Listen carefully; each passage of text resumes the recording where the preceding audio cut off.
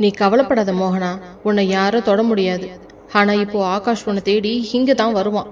அவன் வரும்போது அவனுக்கு ஒரு பெரிய அதிர்ச்சி காத்துக்கிட்டு இருக்கு என்றார். ஆகாஷ் ஆவேசமாக தனது காரை விசாலாட்சியின் வீட்டை நோக்கி செலுத்தினான். அவனது கண்களில் ரத்தம் தெரிந்தது. தன் மனைவியை கொல்ல முயன்ற எவரையும் அவன் விட்டு வைப்பதாக இல்லை. ஆனால் அந்த வீட்டில் அவன் காணப்போகும் காட்சி அவனது வாழ்க்கையே தலைகீழாக மாற்றப் போகும் ஒரு ரகசியத்தை வெளிப்படுத்த போகிறது.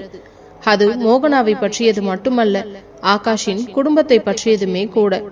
ஆகாஷ் விசாலாட்சி அத்தையின் வீட்டு வாசலில் காரை வந்து நிறுத்திய போது அவனது வேகம் அந்த பிரம்மாண்ட இரும்பு கதவுகளையே பிளந்துவிடும் போல் இருந்தது. கார் டயர்கள் தரையில் தேய்ந்து ஒருவித கருகிய வாசனையை ஏற்படுத்தின. காரில் இருந்து இறங்கிய ஆகாஷ் நேராக வரவேற்பறைக்குள் நுழைந்தவன், அம்மா, எங்க அந்த மோகனா? அவளை இப்பவே என்கிட்ட நீங்க ஒப்படைக்கணும். என் பொண்டாட்டிய கொல்ல பார்த்த அந்த பாவிய நான் சும்மாவே விடமாட்டேன் என்று ஆவேசமாக கத்தினான். விசாலாட்சி சோஃபாவில் மிக நிதானமாக அமர்ந்து காஃபி குடித்துக் கொண்டிருந்தார். ஆகாஷத்தின் ஆச்சரியத்தை பார்த்து அவர் கொஞ்சம் கூட பயப்படவில்லை. மாறாக ஒரு ஏளன சிரிப்பை உதித்தவர், என்ன ஆகாஷ், உன் பொண்டாட்டி மேல அவ்வளோ பாசமா? அவ உயிரை காப்பாத்த நீ இவ்வளோ தூரம் ஓடி வந்திருக்க. ஆனா நீ யார கொல்லணும்னு துடிக்கிறியோ அவ யாருன்னு உனக்கு தெரியுமா என்று கேட்க, அப்பொழுது மாடிப்படிகளிலிருந்து மோகனா மெல்ல இறங்கி வந்தாள். இப்போது அவளது முகத்தில் அந்த பழைய பயமோ அல்லது அப்பாவித்தனமோ இல்லை. ஒரு குரூரமான வெற்றியின் அடையாளமாக அவளது கண்கள் ஜொலித்தன. ஹலோ ஆகாஷ் சார், அவசரப்படாதீங்க. நீங்க என்ன டிரைவர் மாணிக்கத்தோட பொண்ணுன்னு தானே நினைச்சுக்கிட்டு இருக்கீங்க. ஆனா உண்மை அது கிடையாது என்று சொல்லிய மோகனா ஆகாஷிற்கு மிக அருகில் வந்தன் என்றாள். ஆகாஷ் அவளது நெருக்கத்தில் அருவருப்புடன் கொஞ்சம் பின்வாங்கியவன், நீ யாரா இருந்தா எனக்கு என்ன, நீ ஒரு கொலைக்காரி என்றதும் விசாலாட்சி எழுந்து நின்றவர், ஆகாஷ் கொஞ்சம் அமைதியாரு. இவ டிரைவர் மாணிக்கத்தோட பொண்ணு இல்ல, இவ உன் அப்பாவோட தம்பி, அதாவது உன் சித்தப்பா சிவகுமாரோட பொண்ணு, உன்னோட சொந்த தங்க என்ற அந்த வார்த்தைகளை கேட்டதும் ஆகாஷிற்கு தலை சுற்றியது. அவன் அப்படியே ஒரு நிமிடம் ஸ்தம்பித்து போனான். என்ன உளறீங்கம்மா? எனக்கு தங்கச்சியே கிடையாது. சித்தப்பாவுக்கு குழந்தையே பிறக்கவே இல்லைன்னு தானே எல்லாரும் சொன்னாங்க என்று சந்தேகமாக கேட்க விசாலாட்சி குரூரமாக சிரித்தவர், அது உங்க அப்பா செய்த சதி. உன் சித்தப்பாவுக்கும் அந்த டிரைவர் பொண்ணுக்கும் பிறந்த குழந்தைதான் இந்த மோகனா. குடும்ப கௌரவம் போயிடும்னு பயந்து உன் அப்பா அவளை அனாத ஆசிரமத்துல சேர்த்துட்டாரு. உன் சித்தப்பாவையும் ஊரை விட்டு துரத்திட்டாரு. இப்ப சொல்லு, உன் தங்கச்சியவா நீ போலீஸ்ல புடிச்சு தர போற என்றதும் மோகனா கண்களில் கண்ணீருடன் ஆவேசமாக, ஆகாஷ், சின்ன வயசுல இருந்து நான் எவ்வளவு கஷ்டப்பட்டேன்னு தெரியுமா? அனாதையா எல்லாராலும் கைவிடப்பட்டேன்னா பட்ட அவமானத்துக்கு இந்த தர்மலிங்க குடும்பம் பதில் சொல்லியே ஆகணும். இந்த சொத்துல எனக்கும் சரி பாதி பங்கு இருக்கு. அதை அடையறதுக்காக நான் எந்த எல்லைக்கும் வேணா போவேன். அந்த தாமரை இடையில வந்தா கூட அவளை தீர்த்து கட்டுறதுல எனக்கு எந்த வருத்தமும் இல்லை என்று கூற ஆகாஷிற்கு அவன் உலகமே இருண்டது போல இருந்தது. தான் இத்தனை காலம் தெய்வமாக மதித்த தன் தந்தை இப்படி ஒரு துரோகத்தை செய்திருப்பாரா, அல்லது இதுவும் விசாலாட்சியின் ஒரு நாடகமா என்று அவனது மனதுக்குள் பெரும் போரே நடந்து கொண்டிருந்தது. இல்லம்மா, நீங்க போய் சொல்றீங்க. இதுவும் நீங்க செய்யற ஒரு சதிதான். ஆதாரம் இல்லாம நான் எதையுமே நம்ப மாட்டேன் என்று ஆகாஷ் கூறியதும், ஆதாரம் தானே, இதோ இருக்கு என்ற விசாலாட்சி ஒரு பழைய மஞ்சள் நிற ஃபைலை மேஜை மீது வைத்தார். அதில் டிஎன்ஏ ரிப்போர்ட் மற்றும் ஆகாஷின் தந்தை ஆசிரமத்திற்கு பணம் கொடுத்ததற்கான ரசீதுகள் இருந்தன. ஆகாஷ் அதை ஒவ்வொன்றாக புரட்டி பார்க்கும் போது அவனது கைகள் நடுங்கியது. அவனது தந்தை செய்த தவறுக்கான சாட்சிகள் அங்கே அடுக்கி வைக்கப்பட்டிருக்க, மோகனா ஆகாஷின் கையை பிடித்து கொண்டவள், ஆகாஷண்ணா, இப்ப சொல்லுங்க, சொத்துல எனக்கு பங்கு கொடுப்பீங்களா, இல்ல அந்த தாமரைக்காக உங்க தங்கையவே ஜெயிலுக்கு அனுப்புவீங்களா?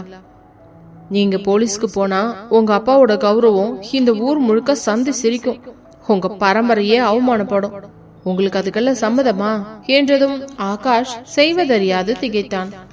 ஒரு பக்கம் உயிருக்கு உயிரான மனைவி தாமரை, மறுபக்கம் தன் குடும்பத்தின் கௌரவம் மற்றும் இரத்த பந்தமான தங்கை.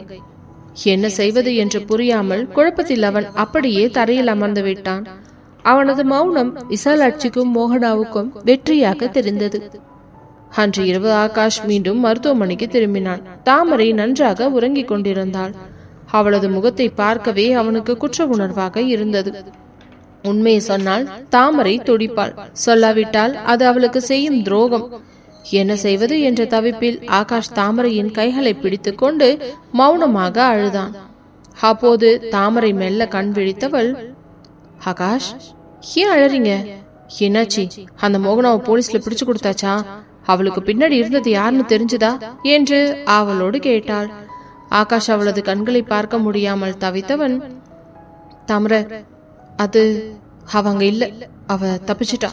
நான் போலீஸ்க்கு தகவல் சொல்லியிருக்கேன் என்று முதல் முறையாக தாமரையிடம் ஒரு பெரிய பொய்யை சொன்னான். தாமரை ஆகாஷின் முகத்தை பார்த்தால் அவளது மதுரை புத்திக்கு ஏதோ ஒன்று இடிக்கிறது என்று புரிந்தது. ஆகாஷின் குரலில் இருந்த நடுக்கமும் அவன் கண்களை தவிர்க்கும் விதமும் அவளுக்கு ஏதோ ஒரு பெரிய ரகசியத்தை உணர்த்தியது. மறுநாள் காலையிலேயே தாமரை டிசார்ஜ் செய்யப்பட்டு வீட்டிற்கு அழைத்து வரப்பட்டாள். ஆகாஷ் அவளை தாங்கிக் கொண்டாலும் அவனது மனது எங்கேயோ இருந்தது. அதே நேரம் வீட்டு வாசலில் ஒரு கார் வந்து நின்றது. அதிலிருந்து இறங்கிய மோகனா கையில் ஒரு பெட்டியுடன் தைரியமாக வீட்டிற்குள் நுழைந்தாள். தாமரை அதிர்ச்சியில் உறைந்து போனவள், மோகனா, நீ எப்படி இங்க வரலாம், அதுவும் பெட்டியோட? ஆகாஷ், இவள் ஃபர்ஸ்ட் வெளியே போக சொல்லுங்க என்று கத்தினாள். ஆனால் ஆகாஷ் தலை குனிந்து அமைதியாக நின்றிருந்தான். மோகனா சிரித்துக் கொண்டே, தாமரை மேடம், இனிமே நான் இங்கதான் இருக்க போறேன். ஏன்னா நான் இந்த வீட்டு பொண்ணு, உங்க புருஷன் ஆகாஷோட தங்கச்சி. என்னன்னா நான் சொல்றது சரிதானே என்றதும் தாமரை ஆகாஷை பார்த்தாள். ஆகாஷின் மௌனம் அவளுக்கு ஈட்டியாய் பாய்ந்தது. விசாலாட்சி அத்தை விரித்த அந்த புதிய வலை ஆகாஷ் மற்றும் தாமரைக்கு இடையிலான அந்த ஆழமான நம்பிக்கையை அசைக்க தொடங்கிவிட்டது. தாமரைக்கு ஒரு நிமிடம் உலகமே சுழல்வது போல இருந்தது. தன் உயிரை கொள்ள துணிந்த ஒருத்தி இப்பொழுது அவர்களது வீட்டில் உரிமையோடு நுழைந்து, அதுவும் அவன் இந்த வீட்டு பொண்ணு என்று சொல்வதை அவளால் நம்பவே முடியவில்லை. அவளது கண்கள் சிவக்க ஆவேசத்துடன் ஆகாஷை பார்க்க, ஆனால் ஆகாஷ் சிலையாக தலை குனிந்து நின்றது அவளுக்கு இன்னும் பெரிய வலியை கொடுத்தது. ஆகாஷ், என்ன நடக்குதுங்க? ஏதாவது பேசுங்க. ஏன் இப்படி மௌனமா இருக்கீங்க? இவ என்ன சொல்றா? இவள போலீஸ்ல பிடிச்சு தர சொன்னா வீட்டுக்குள்ள கூட்டிட்டு வந்து நிக்க வச்சிருக்கீங்க. பதில் சொல்லுங்க ஆகாஷ் என்று தாமரை கத்தினாள். அவளது குரலில் இருந்த நடுக்கம் அந்த அறையின் சுவர்களில் மோதி திரும்பியது. ஆகாஷ் மெதுவாக தலை நிமிர்ந்தான். அவனது கண்கள் சிவந்து வீங்கி இருந்தன. தாமரை, மோகனா சொல்றது உண்மைதான். இவ டிரைவர் மாணிக்கத்தோட பொண்ணு இல்ல, என் சித்தப்பாவோட வாரிசு. எங்க அப்பா செஞ்ச ஒரு தப்பால இத்தனை காலம் இவ அனாதையா வளர்ந்திருக்கா. அவளுக்கு சேர வேண்டிய உரிமைய நான் கொடுத்தே ஆகணும் தாமரை. இது என் குடும்பமானோ சம்பந்தப்பட்ட விஷயம் என்று தழுத்தழுத்த குரலில் சொன்னான். தாமரை கசப்புடன் சிரித்தவள், குடும்பமானமா? உங்க அப்பாவோட கௌரவத்தை காப்பாத்த உங்களை கொல்ல பார்த்தவளை தங்கச்சின்னு ஏத்துக்கிட்டு நம்ம வீட்டுக்குள்ளேயே விடுவீங்களா ஆகாஷ்? இது அந்த விசாலாட்சி அத்தை போட்டிருக்கிற பெரிய பிளான்னு உங்களுக்கு தெரியலையா என்ன? இவளோட உறவை விட உங்க மேல அவ வச்சிருக்கிற வன்மம் தான் அதிகம். அவங்க ரெண்டு பேரும் சேர்ந்து உங்களை ஏமாத்துறாங்க ஆகாஷ் என்றதும் மோகனா உடனே குறுக்கிட்டவள், தாமரை மேடம், நீங்க இப்ப இந்த வீட்டுக்கு வந்த மருமக மட்டும்தான். ஆனா அண்ணா இந்த வீட்டு ரத்தம். அண்ணனுக்கு என் மேல இருக்கிற பாசத்தை உங்களால தடுக்க முடியாது. ஆனா நான் என் ரூமுக்கு போய் ரெஸ்ட் எடுக்கிறேன்.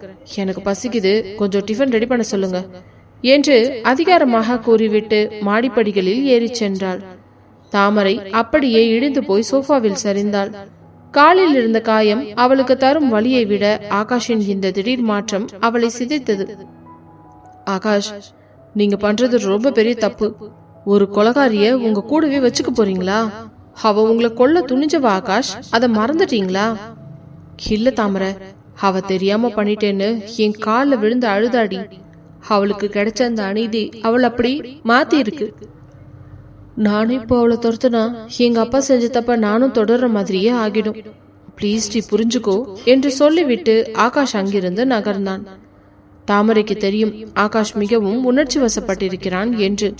அவனது பலவீனத்தை சரியாக பயன்படுத்தி கொண்ட விசாலாட்சியையும் மோகனாவையும் அவள் சும்மா விட போவதில்லை. மறுநாள் காலை தாமரை மெதுவாக தன் காலை தேய்த்தபடி நடந்து சமையல் அறைக்கு சென்றாள். அங்கே சோஃபாவில் மோகனா ராஜகுமாரி போல அமர்ந்து காஃபி குடித்துக் கொண்டிருந்தாள். என்ன தாமரை, கால் வலிக்குதா? நீங்க இப்போ ரெஸ்ட் எடுக்கணும். சோ இனிமே இந்த வீட்டை நான் கவனிச்சுக்கிறேன்.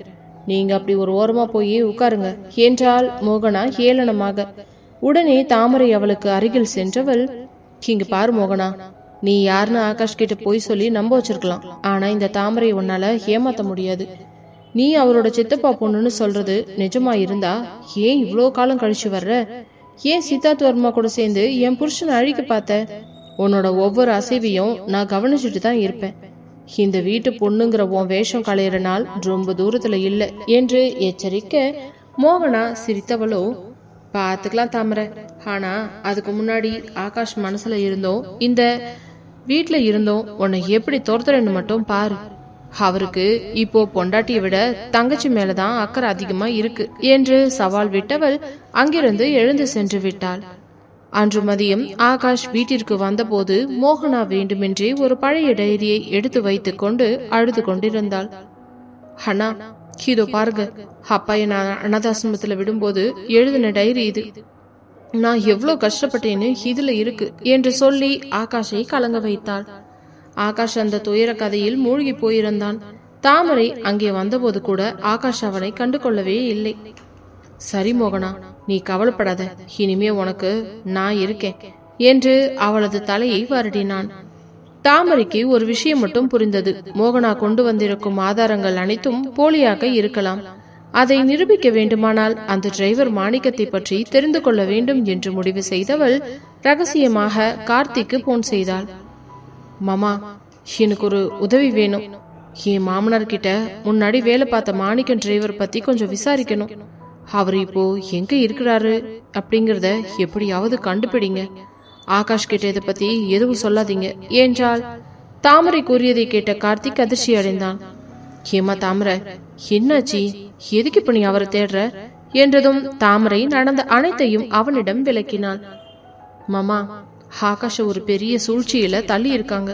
இவ உண்மையிலேயே அவரோட தங்கச்சி தானான்னு எனக்கு சந்தேகமா இருக்கு. அந்த மாணிக்கம் கிடைச்சாதான் உண்மை வெளியே வரும் என்றாள். சரிமா, நான் ட்ரை பண்றேன் என்று கூறினான். அடுத்த 2 நாட்கள் அந்த வீட்டில் நரக்கமாக நடந்தது. மோகனா சமயம் கிடைக்கும் பொழுதெல்லாம் ஒவ்வொரு முறையும் தாமரையை அவமானப்படுத்தினாள். ஆகாஷிடம் தாமரையை பற்றி தவறாக பேசினாள். அண்ணா, அன்னைக்கு நான் இங்க இருக்கிறது சுத்தமா பிடிக்கல. அவங்க என் மேல ரொம்ப கோவமா இருக்காங்க. நான் வேணா திரும்பி ஆசிரமத்துக்கே போயிடுறேன் என்று சொல்லி நடித்து ஆகாஷை தாமரைக்கு எதிராக திருப்பினாள்.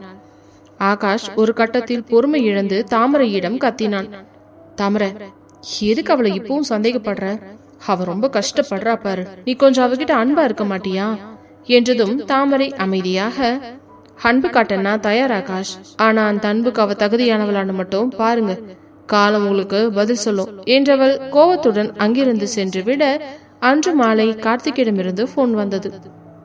தாமரை, மாணிக்கம் டிரைவரை பத்தி ஒரு தகவல் கிடைச்சிருக்கு. அவர் 10 வருஷத்துக்கு முன்னாடியே இறந்துட்டாரு. ஆனா அவரோட மனைவி இப்போ மதுரை பக்கத்துல இருக்க ஒரு கிராமத்துல இருக்காங்க. அவங்க கிட்ட பேசினா நமக்கு எல்லா உண்மையும் தெரிய வரலாம் என்றான். தாமரைக்கு அப்பொழுதுதான் ஒரு புதிய நம்பிக்கை பிறந்தது. சரிங்க மாமா, நான் உடனே மதுரைக்கு கிளம்புறேன். ஆகாஷ் கிட்ட நான் எங்க போறேன்னு சொல்லாதீங்க.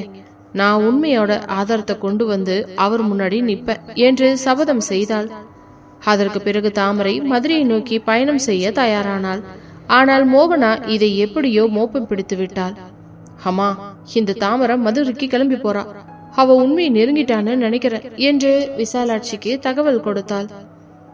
அவ மதுரைக்குள்ள நுழையவே கூடாது மோகனா, வழியிலேயே அவளை தீர்த்து கட்டு என்று விசாலாட்சி உத்தரவிட்டார். தாமரை தனது துணிப்பையை தயார் செய்து கொண்டிருந்தாள். காலில் இன்னும் ஒரு மெல்லிய வலி இருந்தாலும் மனதின் வேகம் அவளது உடலை செலுத்தி கொண்டிருந்தது. ஆகாஷ் அலுவலகத்திற்கு போயிருந்த அந்த நேரத்தில் யாரிடமும் சொல்லாமல் கிளம்பினால்தான் உண்மையை நெருங்க முடியும் என்று அவளுக்கு தெரிந்திருந்தது.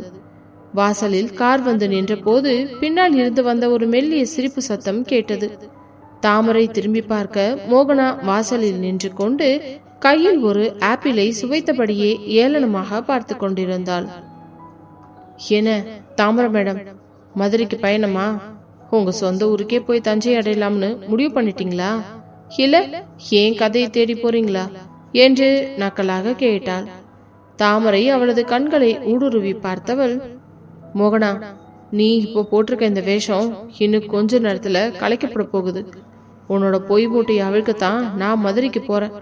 அங்கிருந்து நான் வரும்போது நீ இந்த வீட்டு வாசல் படியிலேயே நிக்க கூட தகுதி இல்லாதவளா இருப்ப என்று சவால் விட மோகனா அவள் அருகே வந்து மிக குரூரமாக கிசுகிசுத்தாள். நீ மதுரைக்கு உயிரோட போய் சேர்ந்தா தானே அங்க இருக்கிற உண்மையை தேடுவ. வழியில உனக்காக ஒரு பெரிய ஆப்பு காத்துக்கிட்டு இருக்கு தாமரை. அப்புறம் உன் புருஷன் ஆகாஷ் என் மடியில படுத்துட்டு உனக்காக அழுவாரு. அதுதான் உனக்கு கிடைக்க போற கடைசி பரிசு என்றாள். ஆனால் தாமரை அவளது மிரட்டலை கொஞ்சம் கூட பொருட்படுத்தவில்லை. பார்க்கலாம் மோகனா, மதுரக்காரியை தடுக்கிற அளவுக்கு தைரியம் யாருக்கு இருக்குதுன்னு எனக்கு தெரியும் என்று திமிராக சொல்லிவிட்டு காரில் ஏறி புறப்பட்டாள். மறுபுறம் விசாலாட்சி தனது ஆட்களை தயார் செய்திருந்தார்.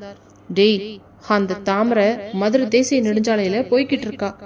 அவ வர்ற அந்த கார் மேல ஒரு லாரியை விட்டு ஏத்திடுங்க. இது விபத்து மாதிரி தான் தெரியணும். எக்காரணம் கொண்டும் அவ மதுரை மண்ணை தொடவே கூடாது என்று உத்தரவிட்டார்.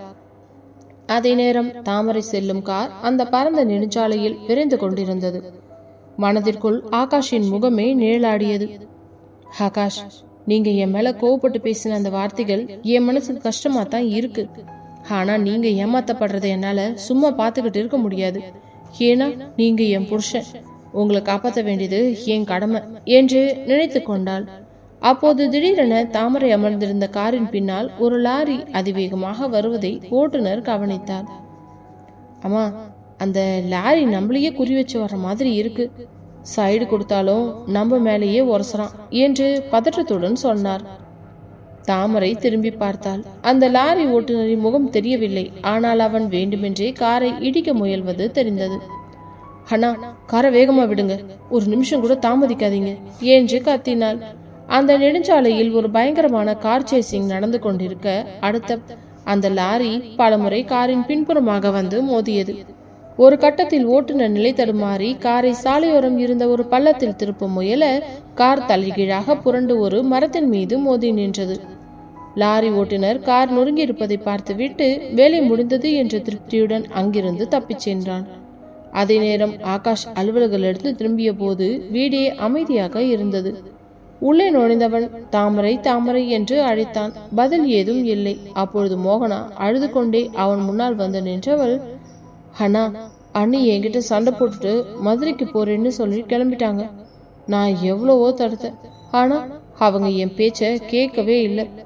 என் மேல இருக்க கோவத்துல உங்களையும் விட்டுட்டு போயிட்டாங்கண்ணா என்று ஒரு பெரிய பொய்யை தூவி விட்டாள்.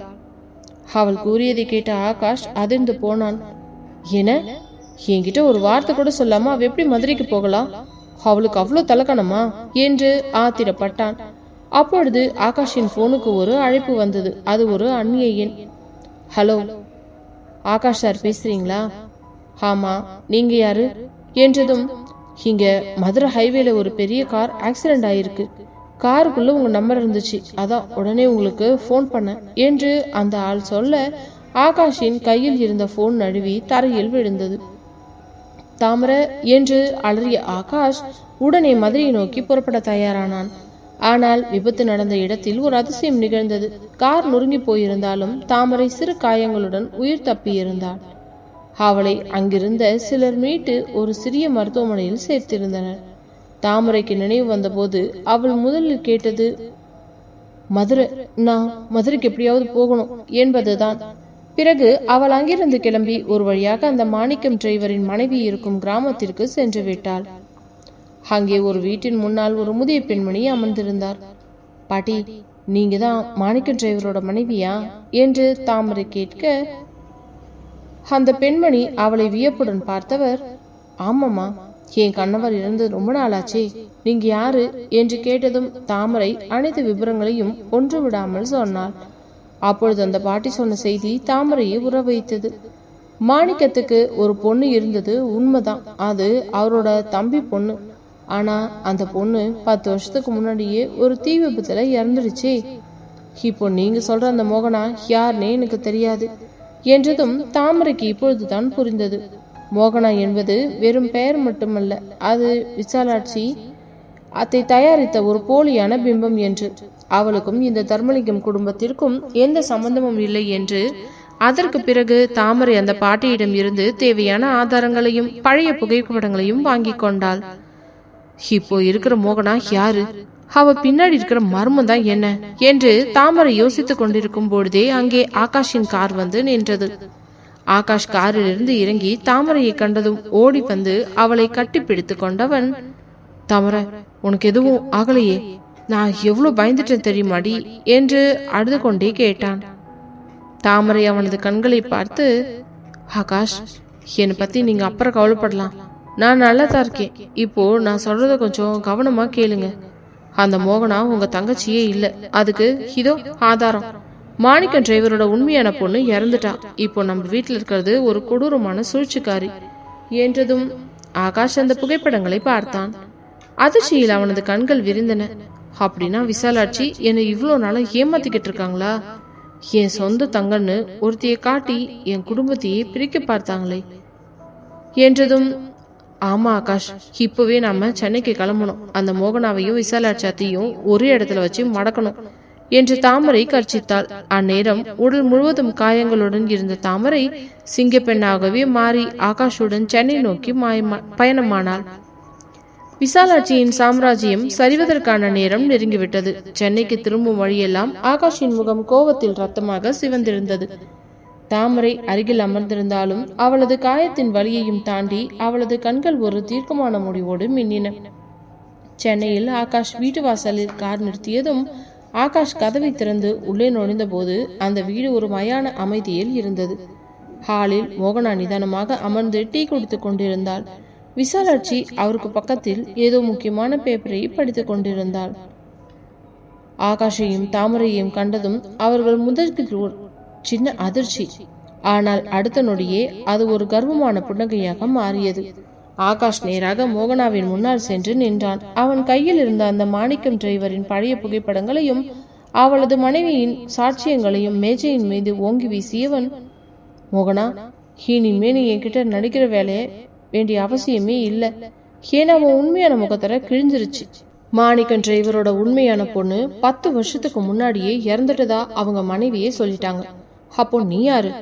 இந்த விசாலாட்சி உன்னை எதை கொடுத்து விலைக்கு வாங்கிட்டு வந்திருக்காங்க என்று ஆகாஷ் கோபமாக கத்த மோகனா கையில் இருந்த டீ கோப்பையை மெதுவாக மேஜை மீது வைத்தாள். அவளது முகம் மாறியது. நேற்று வரை இருந்த அந்த பாவம் இப்போது மறைந்து ஒரு வஞ்சக பெண்ணின் குரூரம் வெளிப்பட்டது. அவள் மெல்ல எழுந்து நின்றவள், பரவாயில்லையே, மதுரை வரைக்கும் போய் விஷயத்த கண்டுபிடிச்சிட்டு வந்திருக்கீங்க. ஆமா, நான் அந்த மாணிக்கத்தோட பொண்ணு இல்லதான். நான் யாருன்னு தெரிஞ்சுக்கிட்டா உங்களுக்கு இன்னும் அதிர்ச்சியா இருக்கும் ஆகாஷ் என்றாள். அப்பொழுது விசாலாட்சியை குறுக்கிட்டு, ஆகாஷ், நீ இதை பத்தி எல்லாம் கவலைப்படாத. இவ யாருன்னு தெரியாமலா நான் என் வீட்டுக்குள்ள விடுவேன்? இவ யாருன்னு நீ தெரிஞ்சுக்கிட்டாலும் உன்னால ஒன்னும் பண்ண முடியாது என்றார். அப்பொழுது தாமரை முன் வந்து, அத்த, நீங்க பண்றதுக்கு ஒரு அளவு வேண்டாமா? பணத்துக்காக ஒருத்திய உங்க பொண்ணுன்னு சொல்லி இந்த வீட்டுக்குள்ள கொண்டு வந்து என் புருஷனோட மனசையே உடைச்சிருக்கீங்க. இதுக்கெல்லாம் நீங்க பதில் சொல்லியே ஆகணும். இந்த மோகனாவை போலீஸ்ல ஒப்படைக்காம நான் விட போறதே இல்லை என்று கத்தினாள். அப்போது மோகனா ஒரு உரத்த சிரிப்பை சிரித்தவள், என்ன போலீஸ்ல பிடிச்சு கொடுப்பீங்களா? போலீஸ் என்ன கைது பண்ண மாட்டாங்க தாமரை. ஏன்னா இந்த வீட்டோட மொத்த சொத்துக்களும் இப்போ என்னோட பேர்ல தான் இருக்கு. அந்த பழைய பத்திரம், நீங்க கையெழுத்து போட்ட அந்த அக்ரிமெண்ட் இருக்குது இல்ல, அதுல இருந்து எல்லாத்தையும் நான் என் பேர்ல மாத்திக்கிட்டேன். இப்போ இந்த வீட்டை விட்டு வெளியே போக வேண்டியது நீங்க தான் என்று திமிராக கூற ஆகாஷ் அதிர்ச்சியில் உறைந்து போனான். என்னது, சொத்து என் பேர்ல தானே இருக்கு என்று அதிர்ச்சியாக கேட்க விசாலாட்சி ஒரு காகிதத்தை நீட்டினார். நீ சஞ்சய் கிட்ட வேலை வாங்கும்போது அவங்கிட்ட இருந்து கையெழுத்து வாங்கின அந்த டெண்டர் ஃபைல தெரியாம இந்த வீட்டோட பவர் ஆஃப் பட்டாணியையும் இணைக்கப்பட்டு இருந்துச்சு. அதை நீ படிச்சு பார்க்காமலேயே கையெழுத்தும் போட்டுட்ட. இப்போ இந்த வீடும் கம்பெனியும் சட்டப்படி மோகனாவுக்கும் சொந்தம் என்றதும் தாமரைக்கு தலை சுற்றியது. சஞ்சயின் துரோகம் வெறும் கம்பெனி பிரச்சனையை மட்டுமல்ல, ஒட்டுமொத்த குடும்பத்தின் வாழ்க்கையையே பறித்துவிட்டது என்பதை இப்பொழுதுதான் உணர்ந்தாள். ஆனால் எதற்கும் அவள் கலங்கவில்லை. அவளது மதுரை புத்தி மீண்டும் வேலை செய்ய தொடங்கியது. அத்த, பவர் ஆஃப் அட்டர்னி கொடுத்தது நீங்க ஆசைப்பட்ட மாதிரி. ஆகாஷ் கையெழுத்து போட்டு இருக்கலாம், ஆனா அதுக்கு ஒரு சாட்சி கையெழுத்து வேணும். என் கணவர் கையெழுத்து போட்டப்போ நீங்க அங்க யாருமே இல்லைன்னு எனக்கு தெரியும். அந்த ஆவணத்தை உருவாக்குறதுக்கு நீங்க யாரையோ ஒருத்தர் சாட்சியா போட்டிருப்பீங்க. ஆனா அந்த சாட்சி உண்மையானவங்களான்னு இப்போவே செக் பண்ணிடலாம் என்று தாமரை கேட்க மோகனா தடுமாறினான். அது அந்த சாட்சி எல்லாம் சரிதான் என்றதும் தாமரை மெதுவாக சமையலறைக்குள் சென்று அங்கிருந்த ஒரு பழைய போன் டைரியை எடுத்து வந்தாள்.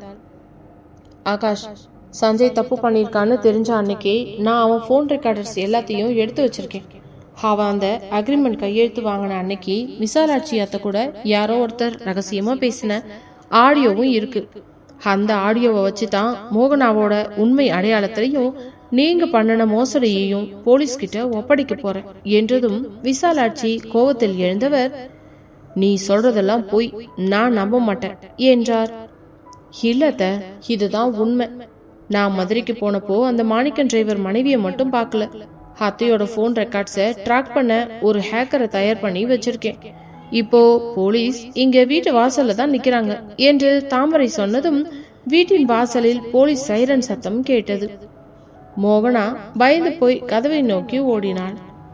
விசாலாட்சியின் முகம் சுருங்கி போனது. ஆகாஷ் திகைப்புடன் தாமரையை பார்த்தான்.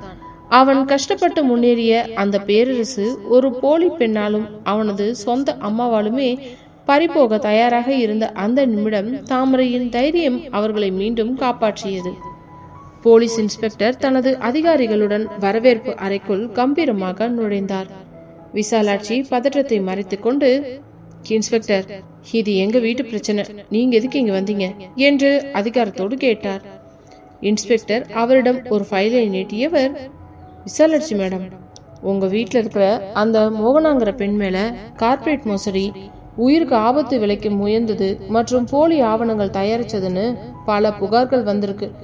அது மட்டும் இல்லாம இவங்க பின்னாடி ஒரு பெரிய கும்பல் இருக்கிறதுக்கான ஆதாரங்களும் எங்க கிட்ட இருக்கு என்று சொல்லிக் கொண்டிருக்கும் போதே மோகனா அங்கிருந்து தப்பிக்க தன் பையை எடுத்துக்கொண்டு சமையலறை வழியாக பின்வாசலை நோக்கி ஓடினாள். ஆனால் தாமரை அவளுக்கு முன்னால் முந்திக் கொண்டாள். அவளது கால்வலிக்கு மத்தியிலும் ஒரு புயலை போல மோகனாவை துரத்தி சென்று வாசலிலேயே அவளை பிடித்து இழுத்து நிறுத்தியவள், ஏய், எங்கடி ஓடுற? நீ பண்ண துரோகத்துக்கு இப்போ பதில் சொல்லிட்டு தான் போகணும் என்று தாமரை கர்ச்சிக்க மோகனா கீழே விழுந்து அழுது கொண்டே, அம்மா, என்னை காப்பாத்துங்க என்று விசாலாட்சியை பார்த்து கத்தினாள். விசாலாட்சி செய்வதறியாது பதறி நின்றார். இன்ஸ்பெக்டர் சஞ்சயை அழைத்து வர சஞ்சய் அங்கு வந்ததும், சார், இவங்க 2 பேரும் தான் எனக்கு பணம் கொடுத்து அந்த போலி ஆவணங்களை தயாரிக்க வச்சாங்க. அவங்க கொடுத்த வாக்குமூலமும் போன் கால்களும் தான் இப்ப போலீஸ் கையிலேயே இருக்குது என்று அனைத்து உண்மையையும் ஒப்பித்தான். ஆனால் ஆகாஷ் அதிர்ச்சியுடன் அவன் கூறியதை கேட்டுக்கொண்டிருந்தான். விசாலாட்சி, நீங்க எனக்கு ஒரு நல்ல அம்மான்னு நினைச்சேன். ஆனா நீங்க என் வாழ்க்கைய அடியோடு அழிக்க நினைச்சிருக்கீங்க.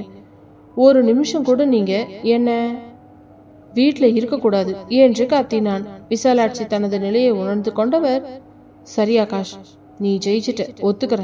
ஆனா இந்த சொத்து, இந்த வீடு இதெல்லாம் உனக்கு மட்டும் சொந்தம் இல்லை.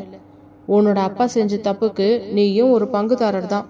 இதை நீ சட்டப்படி நிரூபிக்க ரொம்ப காலம் ஆகும் என்று எச்சரித்து விட்டு போலீசிடம் சிக்காமல் போக முயற்சித்தார். ஆனால் தாமரை தன் போனை எடுத்து அந்த ஆடியோவை இன்ஸ்பெக்டரிடம் போட்டு காட்டினார்.